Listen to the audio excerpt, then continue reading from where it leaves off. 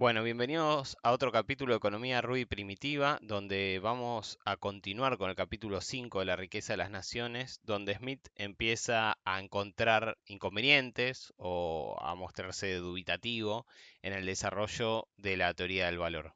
Smith lo que plantea es que a veces hay dificultades para averiguar la proporción entre cantidades de trabajo. ¿Qué quiere decir esto? Bueno, él lo que plantea es que en el intercambio adquirimos trabajo ajeno que se encuentra en otro producto. El trabajo, él lo que está tratando de desarrollar, es la medida del valor y la magnitud del trabajo se consideran horas, ¿no? Eh, y la pregunta es, bueno, ¿cómo se mide el trabajo? Se mide en horas, pero ¿cómo podemos saber cuánto tiempo llevó producirse cada bien? Smith empieza en estos párrafos a, yo considero, a mostrarse un poco dubitativo y a oscilar entre varias respuestas. Dice, pero aunque el trabajo es la medida real del valor en cambio de todos los bienes, generalmente no es la medida por la cual se estima ese valor. Con frecuencia es difícil averiguar la relación proporcional que existe entre cantidades diferentes de trabajo. Entonces Smith está planteando que aunque el trabajo es la medida real del valor, generalmente no es la medida por la cual se estima. ¿Por qué? Porque, bueno, va a haber algunos inconvenientes y él va a empezar a poner algunos ejemplos. Los dos ejemplos que pone Smith que van a acarrear problemas para medir el trabajo están en esta cita que voy a leer de La riqueza de las naciones, donde él dice el tiempo que se gasta en dos diferentes clases de tarea no siempre determina de una manera exclusiva esa proporción. Han de tomarse en cuenta los grados diversos de fatiga e ingenio. ¿Qué quiere decir Smith? Bueno, si hay trabajos que son más fatigosos que otro o que requieren más ingenio, Smith va a hablar incluso de que hay trabajos que requieren muchos años de capacitación para poder ejercerlos de manera correcta. Bueno, ¿cómo estimamos? Si son trabajos con fatigas distintos, con requerimientos técnicos diferentes, ¿cómo podemos reducirlos a un mismo tiempo cuando uno es un trabajo sencillo y el otro es un trabajo complejo?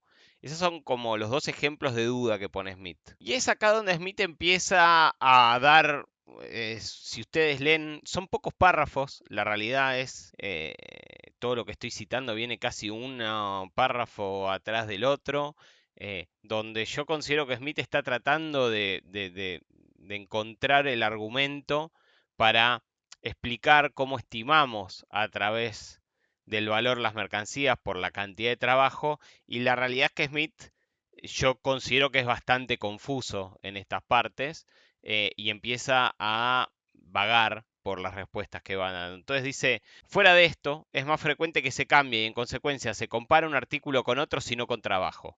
Por consiguiente, parece más natural estimar su valor en cambio por la cantidad de cualquier otra suerte de mercancía y no por la cantidad de trabajo que con él se pueda adquirir.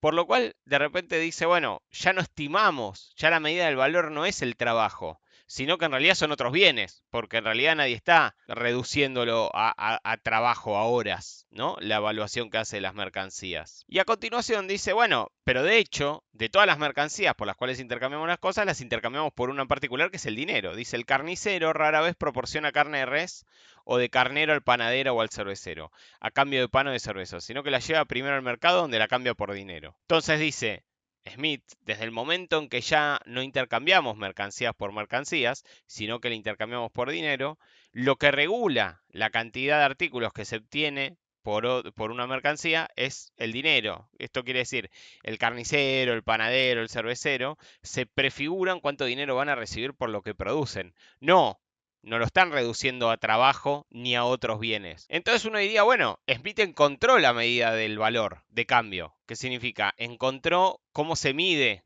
si una cosa vale más o vale menos. ¿Qué es? El dinero. Pero Smith empieza una serie de reflexiones donde dice, pero el oro y la plata, como cualquier otro bien, cambian de valor. Unas veces son más caros y otras más baratos. Unas veces son más fáciles y otras veces son más difíciles de adquirir. Lo que está diciendo es que en realidad la plata y el oro también son mercancías que a veces se consigue más fácil o más difícil. Y eso tiene que ver con la productividad o con la cantidad de minas que se están explotando y el rendimiento de las minas en un momento determinado. Entonces la pregunta queda ahí flotando. ¿Puede entonces el dinero ser la medida para estimar el valor? A modo de comentario de esta cita, de algo que desarrollé antes explicando que la economía política clásica suele usar la palabra commodity para referirse a mercancías, en esta cita en particular Smith usa la palabra goods, bienes. Es solo un comentario, pero lo usa indistintamente Smith. No parecería ser que acá tiene alguna connotación distinta a la otra. Y Smith se da cuenta que si la plata y el oro cambian de valor como cambia cualquier otra mercancía, también tiene una imposibilidad de ser una medida de las mercancías, porque sería una medida variable. Dice, ahora bien, de la misma manera que una medida que estuviese siempre cambiando su longitud, como el pie natural, el palmo o el brazo, no podría ser jamás una medida exacta de otras cosas, así una mercadería que varíe continuamente en su propio valor, tampoco podrá ser medida exacta del valor de los otros artículos. Por ende, Smith parecería que también está descartando acá que la plata y el oro puedan cumplir esta función. Llegado a este punto, acá es donde aparecen algunas de las argumentaciones que parecen más complejas a veces de interpretar de Smith. Yo creo que aquí hay varias interpretaciones posibles, yo voy a ofrecer una, pero sinceramente, y acá los invito obviamente a leer estos párrafos, yo creo que Smith es bastante confuso, con lo cual se invita a más de una interpretación o podría haber una mala interpretación, pero creo que hay que ser sincero con que Smith acá pierde un poco el hilo de la argumentación, al menos desde mi perspectiva. Y lo que él termina diciendo es, iguales cantidades de trabajo en todos los tiempos y lugares tienen, según se dice, el mismo valor para el trabajador. Lo que está diciendo es, si un trabajador trabajó 8 horas hace 100 años y trabaja 8 horas hoy, bueno, son 8 horas. Es el mismo valor para el trabajador. Es igual cantidad de trabajo. Y la conclusión de Smith es, por consiguiente, el trabajo, al no cambiar nunca de valor, es el único y definitivo patrón efectivo, por el cual se comparan y estiman los valores de todos los bienes, cualquiera que sean las circunstancias de lugar y tiempo. El trabajo es su precio real y la moneda únicamente su precio nominal. Y acá estaría diferenciando por un lado el precio real es el trabajo, no cambia su valor, es el único y definitivo patrón. 8 horas hace 100, 200, 300 años, es lo mismo que 8 horas de trabajo, ese es el valor, es 8 horas de trabajo. Pero en lo que acá está diferenciando es esta idea de que el trabajo tiene un precio nominal y ese precio nominal estaría vinculado a lo que se paga por ese trabajo. A modo de conclusión de estas párrafos, secciones, yo insisto que esto deben ser no más de 2 carillas, Smith lo que hace es asegurar que el trabajo es la fuente de valor y el patrón del valor de cambio. Es lo que la escuela clásica va a llamar la medida del valor de cambio. ¿Cómo sé yo cuánto tengo que intercambiar una mercancía por otra? Bueno, la idea es, me fijo en los requerimientos de los esfuerzos relativos. Vimos algún ejemplo donde antes esto podía funcionar y que Smith mismo empieza a poner objeciones cuando dice, bueno, pero a veces es difícil estimar eso o no lo sabemos porque requieren esfuerzos distintos, porque requieren capacidades diferentes, etcétera, etcétera. Cuando encuentra estas dificultades de cómo la cantidad de trabajo regula las magnitudes de cambio, empieza a dar una serie de argumentaciones. Estas dificultades son el eje central de las discusiones de David Ricardo y Marx. No lo vamos a elaborar ahora, va a quedar acá. Yo eventualmente espero poder hacer los videos sobre la continuación de la teoría del valor en Ricardo y en Marx.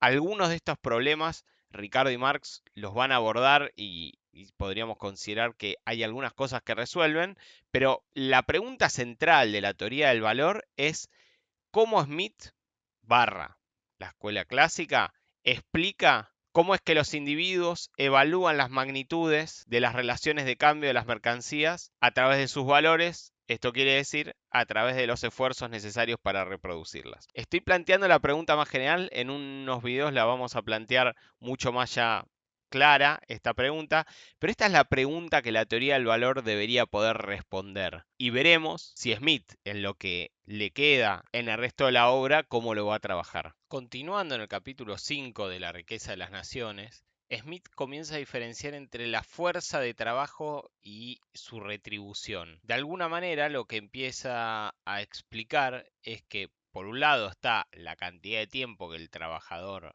trabaja y la retribución que se va a tener por ese trabajo. Y acá es donde diferencia el valor del trabajo, el tiempo de trabajo, o sea, el esfuerzo que se realiza, con lo que él va a llamar su valor nominal, que es el salario. Cito a Smith, pero aunque para el trabajador siempre tengan igual valor idénticas cantidades de trabajo, no ocurre así con la persona que lo emplea, pues para ella tiene unas veces más y otras menos valor. Es una cita sinceramente bastante confusa, me parece.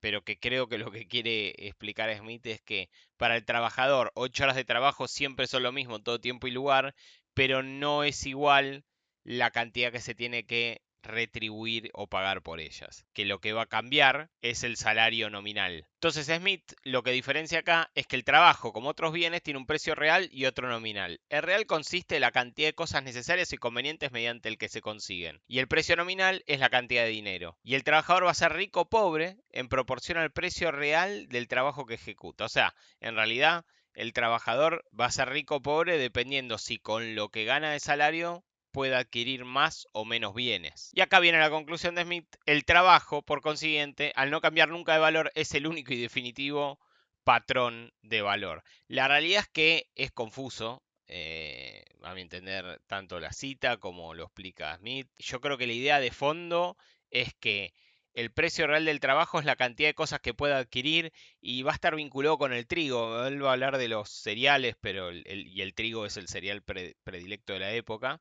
Y el nominal es la cantidad de dinero que va a percibir el trabajador. Smith dice, la distinción no es materia de mera especulación, sino de mucha importancia y utilidad práctica.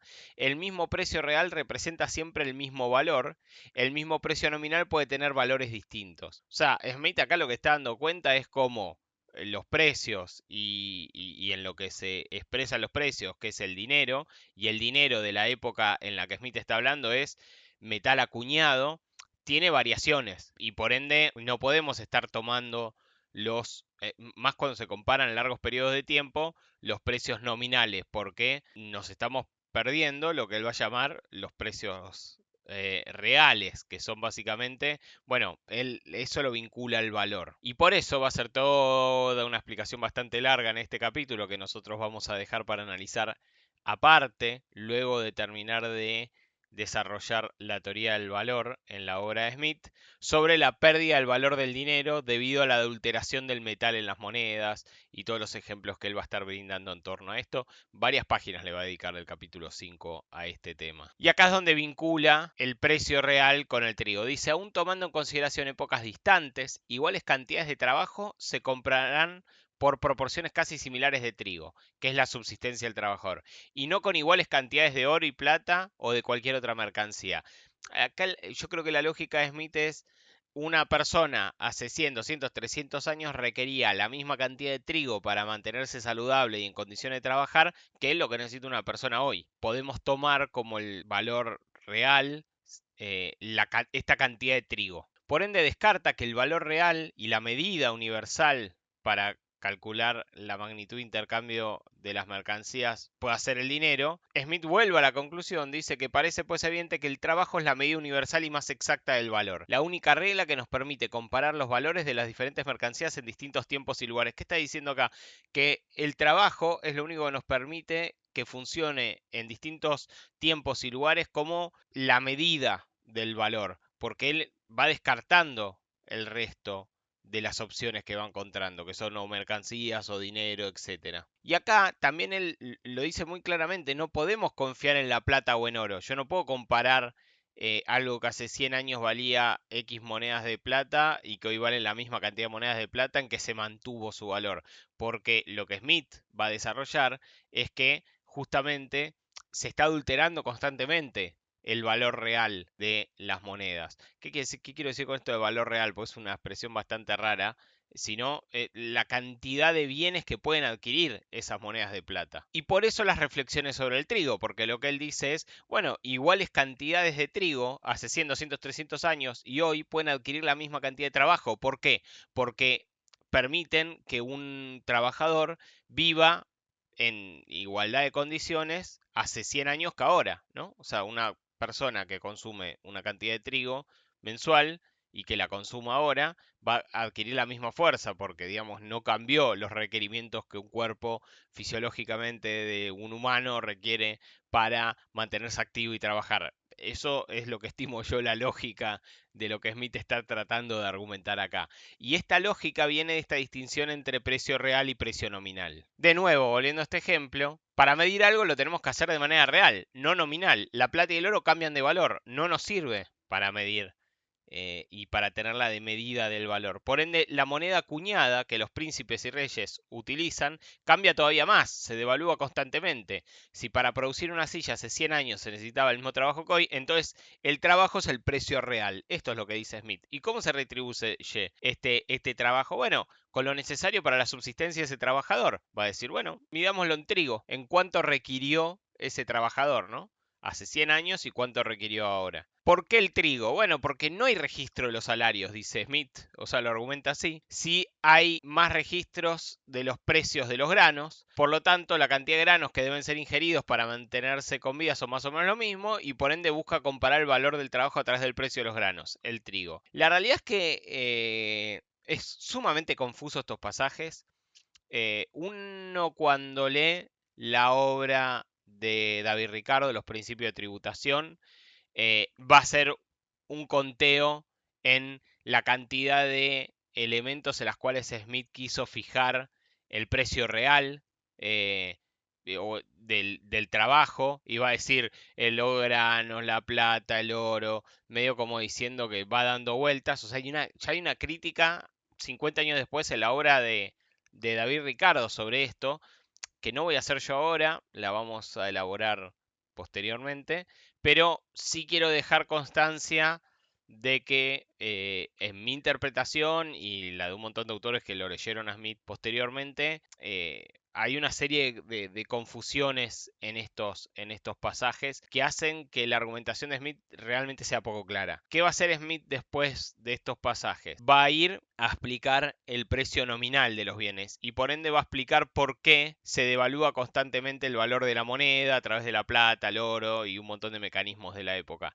No lo vamos a abordar ahora y lo vamos a abordar en un video aparte después de completar todas las discusiones en torno a la teoría del valor en la obra de Smith. ¿Por qué digo esto? Porque todavía nos queda el capítulo 6, donde Smith va a volver sobre consideraciones de la teoría del valor para después continuar por otro camino. Así que hasta acá llegamos con este video. Muchas gracias y nos vemos en el próximo.